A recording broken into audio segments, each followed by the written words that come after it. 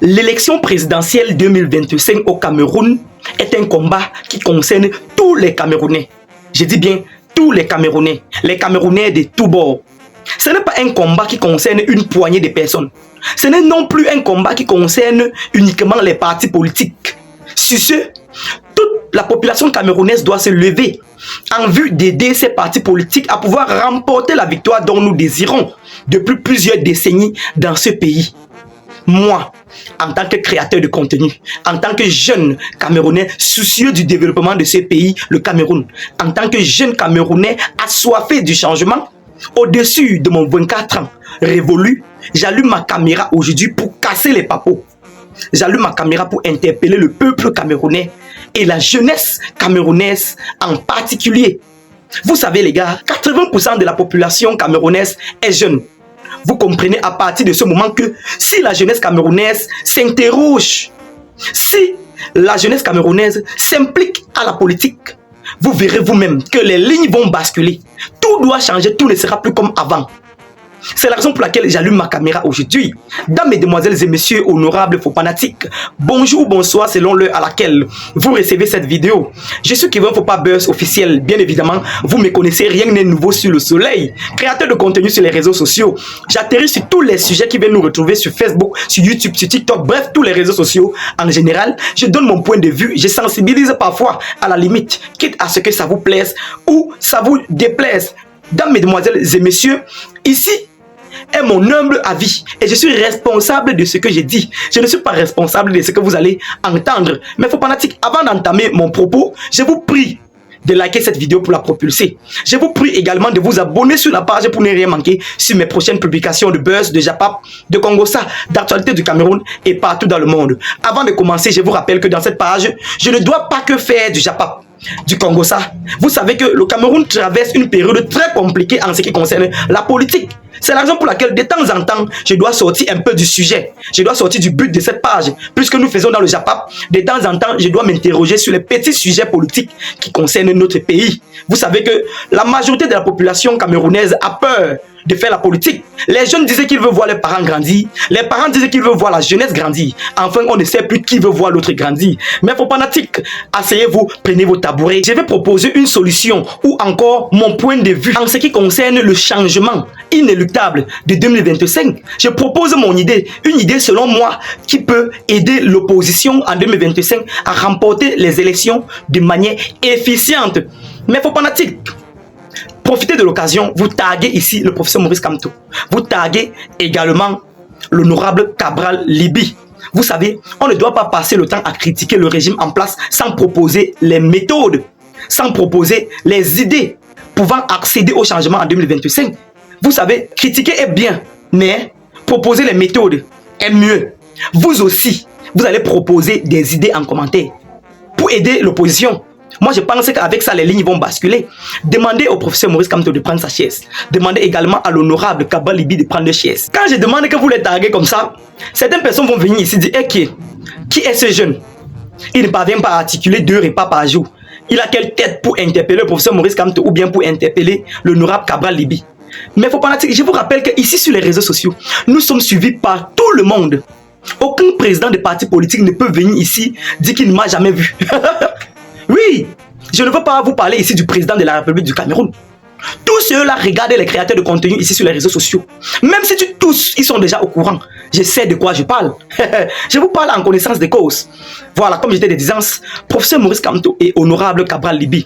Vraiment, de grâce, laissons les différences. Moi, jeune Camerounais, assoiffé du changement, je pense que tous les partis politiques d'opposition devraient avoir les mêmes idéologies, devraient avoir les mêmes convictions, devraient avoir le même plan d'action. Mais je ne comprends pas pourquoi, chez nous au Cameroun, chacun fait sa part, chacun fait son one-man show. Je suis dépassé. Avec cette allure, on ne peut pas basculer les lignes. Parce que je vous rappelle que l'adversaire est féroce. L'adversaire est très puissant. Je ne comprends pas pourquoi le professeur Maurice Kamto doit avoir sa vision d'un côté, l'honorable Cabral Liby la sienne de l'autre côté. Moi, je ne suis pas d'accord. Vous devez avoir les mêmes convictions. C'est comme ça que ça se passe même dans plusieurs pays. Vous voyez, malgré vos différences, s'il vous plaît, de grâce, vous allez coaliser. Seulement pour vous deux là, vous allez coaliser. Vous savez, vous êtes des présidents de partis politiques très redoutables au Cameroun. Moi, je parle de vous deux tout simplement parce que coaliser tous les partis politiques ne sera pas évident. Il y aura toujours quelqu'un qui doit sortir par derrière et dire non. C'est la raison pour laquelle je me limite au professeur Maurice Kamto et à l'honorable Cabral Liby. Ceci est mon point de vue. Mentionnez vos points de vue en commentaire. Je demande à ces deux de coaliser.